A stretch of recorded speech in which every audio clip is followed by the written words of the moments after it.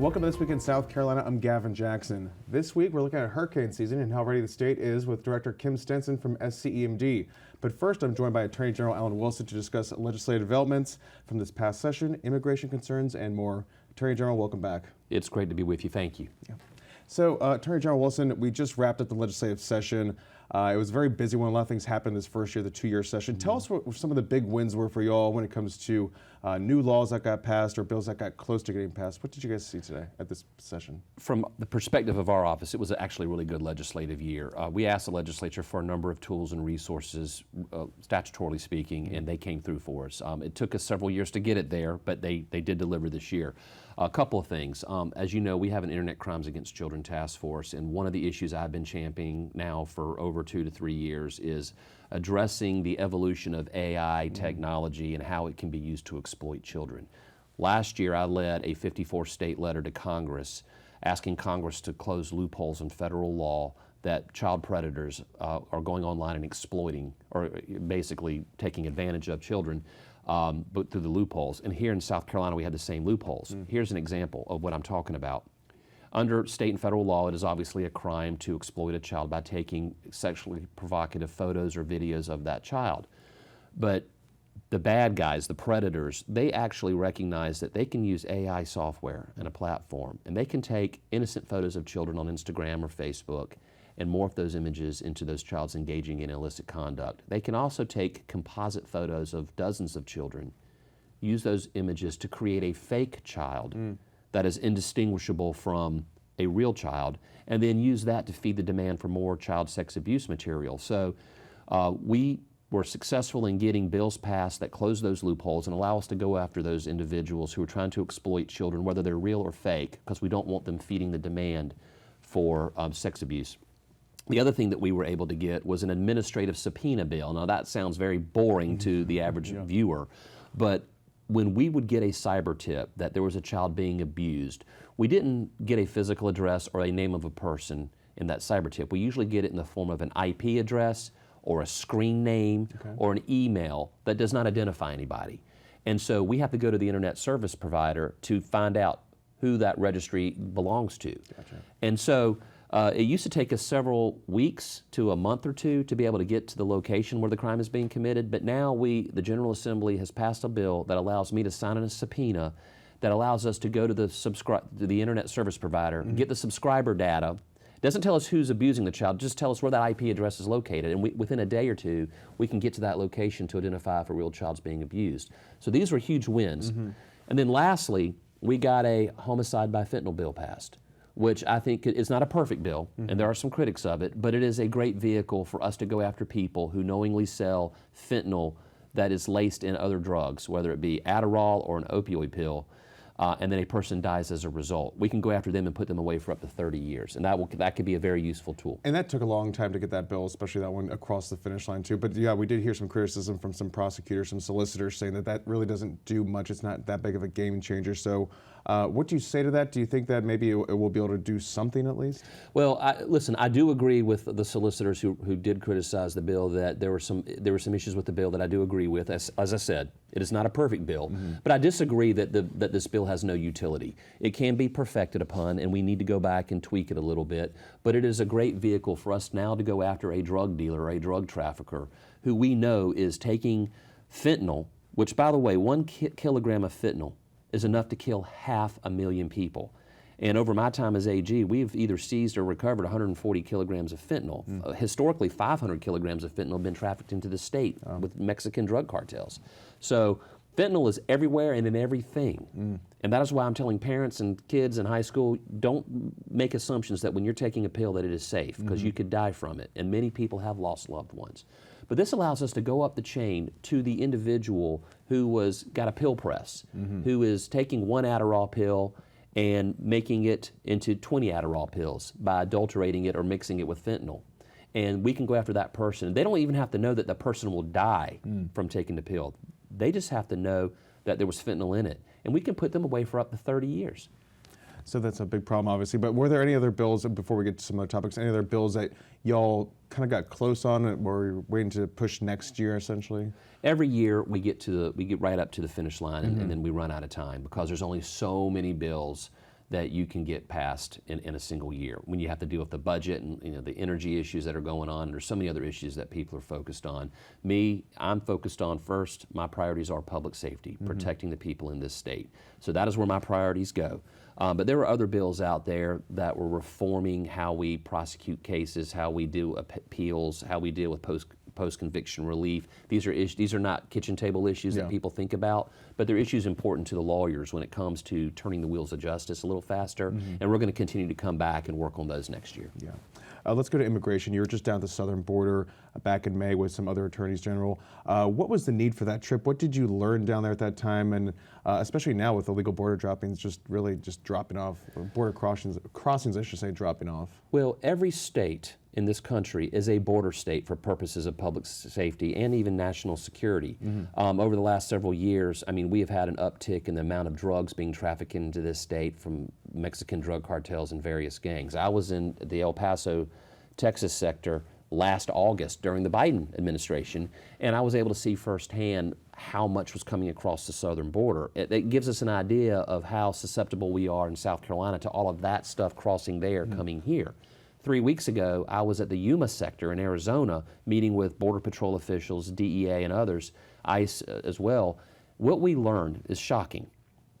That in May of 2023, they were having approximately 1,500 illegal border crossings a day in that 1 mile section of the wall. 1,500 a day. In May of 2025, just 2 to 3 weeks ago, they were averaging 4 illegal crossings a day. Border Patrol was overwhelmed. They had become paper pushers. They weren't enforcing the borders because of the constraints placed on them at the national level by the national leadership of the Biden administration. And they were having stuff come across the border. Mexican drug cartels were bringing in fentanyl, heroin, meth, cocaine. There was rampant child trafficking going on. We know that we can't locate 320,000 unaccompanied minors right now from that time period. And that is very concerning to me. But all of that stuff is going somewhere. Just last week in the Lowcountry, there was a major press conference. Yeah. And I was there with the governor, Sheriff Carl Ritchie, Charleston County Sheriff with Mark Keel, Chief of SLED, along with federal agency leaders here in South Carolina, announcing that we had done a major bust at a nightclub where they found 2 cartel members that they arrested. They found one individual who had a murder warrant issued by Interpol who was there, and they liberated a number of child sex trafficking victims, and they found numerous other minors, like as young as 13 years old, at 3 o'clock in the morning at this club.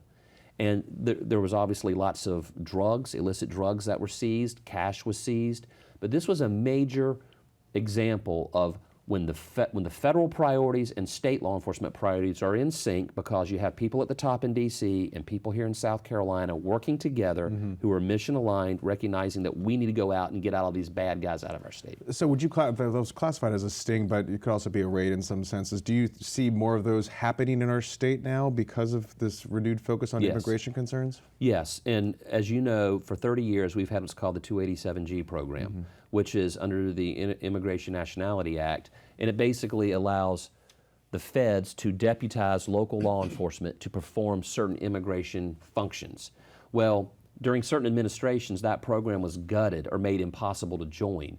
Prior to the president coming back into office, there were 3 sheriffs in South Carolina who were members of that program, and most of those sheriffs would tell me that it wasn't a functional program. Even though they were members of it, it wasn't being supported by the feds.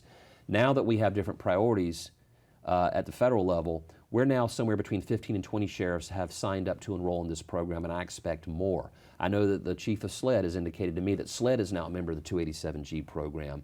So you're seeing a lot more coordination between local law enforcement and federal law enforcement. I sent a letter to every sheriff in the state asking that they join the program. I've met with the chief of SLED, I've met with other state officials, and we intend to get far more law enforcement engaged in this federal program. So you'll see maybe more upticks in terms of immigration raids or looking for folks that are here illegally? How does that work at this level? I mean, everyone's talking about Los Angeles and what's going on there, but when you look at South Carolina, are you doing the equivalent here at this point? Absolutely. I mean, but let's look at something tragic. A few weeks ago, a mother was murdered by 6 illegal aliens up in Lancaster County.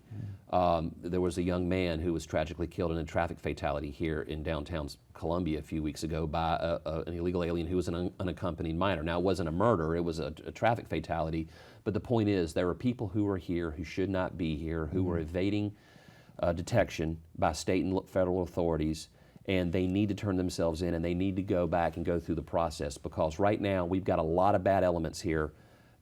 There are harmless people here, but there are a lot of bad people here who are here because they're members of Tren de Aragua, MS-13, Mexican drug cartels. All the drug trafficking we're dealing with in this state is originating with drugs that were born with Mexican drug cartels south of the border. And Attorney General, we're running out of time here, but I want to ask you about a letter that you and 25 other attorneys general signed recently, saying that you stand with law enforcement, we support President Trump's actions, and we will not let chaos take hold in our states. You're talking about this deployment of these thousands of National Guard troops, the federalization of them in Los Angeles, and now hundreds of Marines against the wishes of the leaders in California. So do you think that inflames the situation? Do you think that's what is actually needed when you have law enforcement saying we're actually okay, we don't need this to become more inflamed than it already is? First off, when you look at the pictures of the burning vehicles in downtown LA, those were burning before the federal authorities got there. So talk about being inflamed, literally in flames. I mean, LA was having riots and violence, and people were breaking down doors and shattering windows and attacking law enforcement. That's what got the feds. That's what got the president involved. You don't see that happen here in South Carolina, because here we are mission aligned with the priorities of President Trump, and we are not going to allow people, outside agitators, to come here and do that. And there's going to be a peaceful protest on Saturday. This airs Friday, it also airs on Sunday, but you put out a warning saying, we'll be prosecuting people to the full extent of the law if they damage property, if they attack law enforcement. I can say back in 2020, when those George Floyd protests were taking place at the State House, they did start peacefully, but then they did devolve into some destruction and some attacks. Do you have any intelligence, any intel at this point pointing to potential conflict happening with this rally, or do you just want to make sure that people know that y'all aren't messing around? Like most people who are older than 10 years old, I remember 2020 very well. And I remember when local and federal authorities failed to get in front of this, and I saw lawlessness rampant in those states. I don't want that to happen here in South Carolina, and so we're trying to send a message to people that if you want to come out and peacefully protest, everyone's for that. But there's a lot of outside agitators, people who are being paid by national groups in coordination and all around the country, who are coming here, and their intent is to create chaos and anarchy. And we're telling them, if you play stupid games, you're going to win stupid prizes, and that prize is prison. Gotcha. And then Attorney General Wilson, I want to ask you really quickly about politics. You're a potential gubernatorial candidate. The primary is about a year away at this point. I want to ask you if you are planning to run, and if so, when we can expect to hear an announcement. I hear this question every day, and I'm having people walk up to me on the street asking that question. I'm getting lots of encouragement. Everywhere I go, people are asking me to obviously consider this opportunity, and it is something I am truly considering. I am leaning hard into making this decision. I will make a formal and firm decision in the very near future, so stand by and you'll be hearing from us on that decision soon. Great. Attorney General Alan Wilson, thank you. Thank you. Joining me now to discuss hurricane season is State Emergency Management Division Director Kim Stenson. Kim, welcome back. Well, thank you. Glad to be here. Of course, it's always under circumstances like this, with hurricane season starting on June 1st and running through November, but we have seen our fair share of storms over the past few years, including Hurricane Helene last year, which we'll talk about in a minute. But NOAA is calling for an above-average hurricane season, forecasting a range of 13 to 19 named storms. 6 to 10 of those are forecast to become hurricanes, and 3 to 5 of those major hurricanes. So, Kim, when you guys see those forecasts, what does that mean for EMD and how you all prepare for the season? Well, we really don't do anything differently when we have an above average hurricane season. We prepare regardless, whether we have 1 or 10. And so we just go through our normal procedures, updating our plans, conducting exercises, and that sort of thing. So we want to be ready every year. And you all just did that big tabletop exercise. What does that entail, essentially? Well, that's basically for the governor and the state agency heads, and the governor gets briefed on capabilities at state agencies and see if there's any challenges by state agency. And we go through a different scenario every year. This year was a scenario very close to Hurricane Helene, except there was actually a landfall in Beaufort. So it could be potentially more devastating, the exercise that we went through for this time. But certainly underscores the fact, and Helene did that as well, is that it's not just a coastal event. If a hurricane comes near South Carolina, it can very easily be a full state event. Yeah, talk about Helene and those recovery efforts and just how bad Helene was, because, I mean, it came up through the inland approach essentially, and then hit us as a tropical storm back in late September, really hitting half the state, like west of the 95 corridor, of course. But like when you look at that, what did Helene do to our state? I mean, it was the deadliest storm we've seen since Hugo. Oh, no doubt about that. Certainly in the last 30-some years since Hugo on that end of it. And we saw areas that were impacted, especially in the upstate and around Aiken area, that were very devastated in terms of debris and power outages. We had a record number of power outages. Almost 1.4 million people or customers were out of power during that period. But the utilities did a super job. Within about a week, they had restored about 1 million of those outages. So that's pretty critical. And we had many roads throughout South Carolina that were blocked and had to be cleared, and that was part of that process. In Saluda, at one point, they did not have any road that didn't have some amount of debris on it. They were blocked. So they were particularly hit hard as well.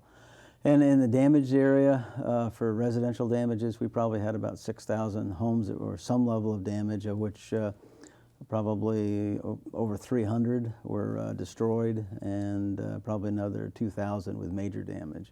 So again, the most deadly storm since Hurricane Hugo in South Carolina. So when you look at that, Kim, what's the message for folks? I mean, obviously when we see the tracks, we know where it's likely to hit and impact. So is it really just a matter of everyone in the state, regardless of where you are, the coast, the inlands, the upstate, what's the message there for preparation? Well, the message is to be prepared and to know what the threat is, probably your primary threat. If you live in a low-lying area, have a plan to move out of that area. You may not be told to evacuate necessarily. Maybe encouraged to do that by some of the local officials, but it's highly unlikely that we'd have a inland evacuation ordered by the governor. That's better controlled at the local level.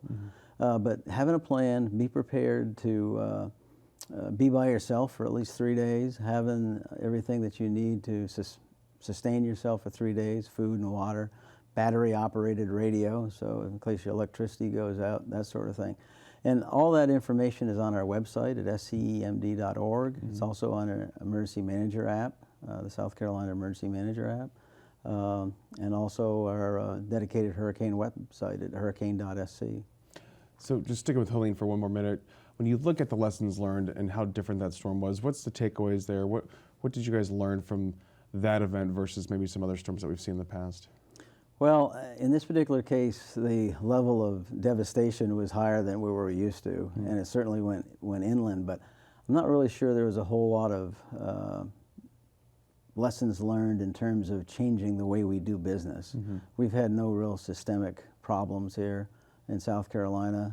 We've got good plans. We practice them regularly and have excellent relationships with all our partners in emergency management here in South Carolina. And the recovery remains ongoing in a sense? It remains ongoing and will be for some time. The average amount of time to close out a federal declaration is 8 years. Okay. So it takes a while, especially in terms of infrastructure repairs. That usually takes a while in terms of bridges and in some cases roads. One area that we've had a lot of this time is debris, but that should go fairly quickly. The debris is off the roads, certainly has been for some months now, but there's still debris on private property. But it'll be a while before all that gets taken care of. But most of the debris should go quickly in terms of federal reimbursements. And that debris leads us to another problem that we have in our state, which is wildfires. We saw that this year in the upstate and also on the Grand Strand. I covered those wildfires up on Table Rock and Persimmon Ridge in April, and y'all were up there as well. A lot of that was fueled by Hurricane Helene debris, but even still, there's still more on the ground drying out, still some of that bigger stuff that wasn't fueling those fires. But tell us about the threat of wildfires in our state. I think we think of hurricanes a lot, but this past year alone, when we saw, 31,000 acres burn compared to a typical year of 8,000 or so, Tell us about the threat of wildfires and what you guys are doing to try and limit that threat. Well, there is certainly a threat most of the time in South Carolina for wildfires. At any given time, the Forestry Commission is tracking usually a number of fires, but they get them fairly controlled and contained in a, fairly rapidly. So, but some instances, like we saw in Horry County at the Covington Drive fire, and certainly in up at Table Rock, is that they're hard to contain sometimes and get under control. But it's definitely a very real event here in South Carolina. We've not had a serious fire really since 2016, the Pinnacle Mountain Fire, which incidentally was almost in the same area that the Table Rock fire that we just went through. But we've had 2 so far this year where they were federally declared and fairly large ones. And I think no structures were lost, no lives were lost. That was a pretty good success there. It was. No, it was very successful. I think there was a period of time they thought they were going to lose some structures during the Table Rock, and it was very, very close down at the Covington Drive. I mean, there was they managed to stop the fire line just really just a few feet from houses, and there were some houses down in at the Covington Drive area that were siding, and some of the siding melted, but the houses, the structures remained. Yeah, so it's worrisome down there where you're on the coast and you're expecting hurricanes, but you're dealing with wildfires, so it's a 1-2. But when we look at funding, Kim, it's obviously very expensive when we talk about disasters and disaster relief. The legislature provided an additional $35 million for roads this year, $40 million for the Office of Resilience Disaster Funds, and $202 million to create the South Carolina Public Assistance Program that will be administered by EMD. Tell us about that program and what it's for. Okay. Well, basically, it's to pay for the non-federal share for a disaster. So when we have a federally declared disaster, the federal folks pick up 75% of that, and then 25% has to be funded somewhere in the state. And it might be the state itself does it, or it might be locally funded, whoever the applicant is for that particular reimbursement. So in the last, I guess about 11 years, the state, in conjunction with the governor, has picked up that 25%. So that will pay for those 25% cost share expenses. Okay. Yeah, because over the years we saw storms like Matthew in 2016, Irma 2017, Florence 2018, and some others. So when we talk about that, there's obviously a lot of billions of dollars of damage and costs associated with it. But when we talk about federal funding and the work that you all do with FEMA, tell us how important or what role they play in support recovery and how you guys work with FEMA. Well, they're a very important role for recovery because they pay for a good bit of it. So that's very critical, and we're going to have at least $200 million worth of cost share expenses, and we're expecting, and that's on the state side, and we're expecting the disaster to cost probably somewhere in the neighborhood of $1.2 billion, of which the federal folks pick up that 75%. So that's has been very critical in terms of recovery. And that funding. And President Donald Trump has announced that he wants to phase out FEMA, which would require an act of Congress. But after this, that happened after this hurricane season, it sounds like, saying that governors should be able to provide for their own states. Have you guys seen any decline in promised FEMA funds or for Helene or any other previous disasters? No. We've had close consultation with our FEMA partners, and there's no indication that during this hurricane season, at least, that they will provide the resources that they normally do. And FEMA's down by about 10% of its staff too. Have you seen any of that? A lot of that senior staff, have you seen any of those ripple effects affecting y'all or how you guys coordinate? Not so far. And if we have an event in South Carolina and there's not enough assets in our region, Region 4, FEMA Region 4, then they will surge in from other parts of the country. So we're very used to actually, during events, working with FEMA folks that came from outside of the region, out west, Chicago area, and that sort of thing. So that's not unusual. But if FEMA went away, how would that affect SCEMD? Well, we don't know yet. We don't know what the rules are. We can speculate in a number of areas, but we've just really got to see how this unfolds. And the president had asked and established the FEMA Review Council to provide some recommendations to him. He should get those recommendations before the end of the year, and then I think we'll have a better understanding of what the landscape's going to look like. But it's very difficult right now to speculate. It's all guesswork. And as far as the National Weather Service, are you guys concerned about any effects of those when we saw 600 positions cut? Anything affecting South Carolina? It's the same with them. We've talked to them. They're fully able to support us, and they've done a great job in the past. And again, if there's a shortage of personnel here in South Carolina, they can surge from other states and other regions on that end. So we're comfortable with that as well. And Kim, 30 seconds, just tell us what people need to do to be prepared again. Well, by all means, get a hold of a copy of the Hurricane Guide. That's available on our website, in the Emergency Manager app. It's at a number of locations in Walgreens, DMV offices along the coast, and our dedicated website, hurricane.sc. Go there. It has a lot of good information, what you need to do before, during, and after a hurricane event. Guide you through the evacuation process and how you can prepare your home, and then eventually come back if you have to evacuate. Gotcha. So it's got a lot of good checklists in there. Well, hopefully we won't have to see you too much this hurricane season. That's Kim Stenson, SCEMD Director. Thank you, sir. Okay, thanks for having us. And that's it for us this week. For South Carolina ETV, I'm Gavin Jackson. Be well, South Carolina.